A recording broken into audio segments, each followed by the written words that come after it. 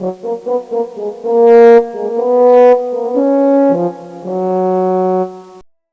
Hello नमस्कार। स्वागत है आपका यूपीएससी प्रेप रूम में।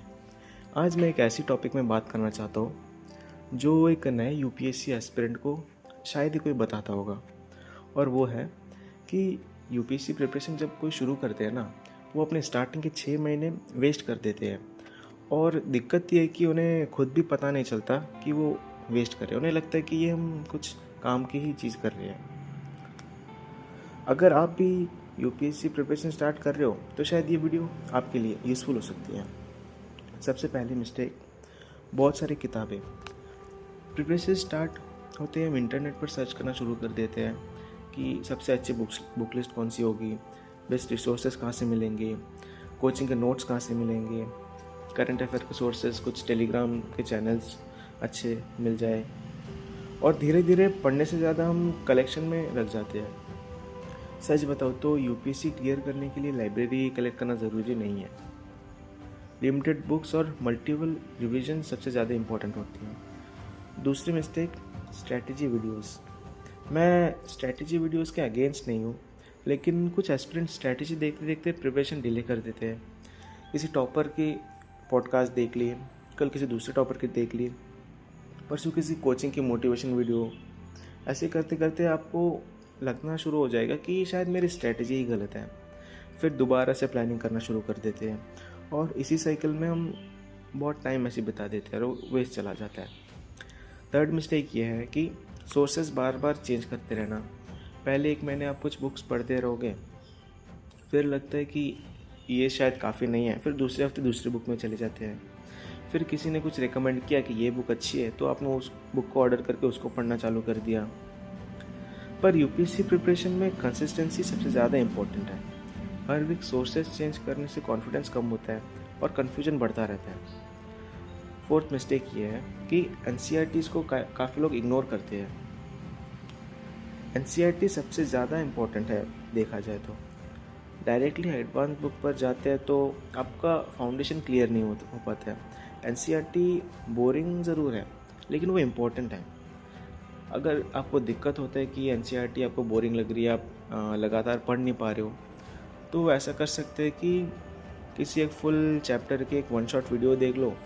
फिर उसको आप जैसे जैसे पढ़ते जाओगे ना, तो आपको उसकी डेप्थ समझ में आएगी और फाउंडेशन भी आपकी वही से बनेगी। और बिना स्ट्रॉन्ग फाउंडेशन के एडवांस प्रिपरेशन तो काफ़ी मुश्किल हो जाती है। पांचवी मिस्टेक ये है कि पीवाईक्यूज़ को इग्नोर करना। कई एस्पिरेंट महीनों तक, सालों तक पढ़ते रहते हैं, लेकिन प्रीवियस ईयर क्वेश्चंस नहीं देखते, जबकि पीवाईक्यूज़ हमें बताते हैं कि यूपीएससी किस टाइप की थिंकिंग एक्सपेक्ट करता है। और मैं अपना बताऊँ तो मैं इग्नो के एग्ज़ाम्स अभी चालू हो गए मेरे, मैं वो एग्ज़ाम्स दे रहा हूँ। तो इग्नो के एग्ज़ाम्स के लिए भी मैं पीवाईक्यूज़ को रेफ़र करता हूँ, और बस अगर पीवाईक्यूज़ मैं देखता रहूँ ना, तो उससे भी मेरे मार्क्स अच्छे ही आ जाते हैं। और मुझे लगता है कि पीवाईक्यूज़ प्रिपरेशन का सबसे इम्पोर्टेंट पार्ट है। और एक जो मिस्टेक जो मुझे सबसे डेंजरस लगती है, वो है कि लोग वेट करते हैं एक परफेक्ट प्लान का। परफेक्ट टाइम टेबल कब बन जाए, परफेक्ट स्ट्रैटेजी मिलेगी तब पढ़ेंगे, परफेक्ट सोर्सेस मिल जाए तब पढ़ेंगे।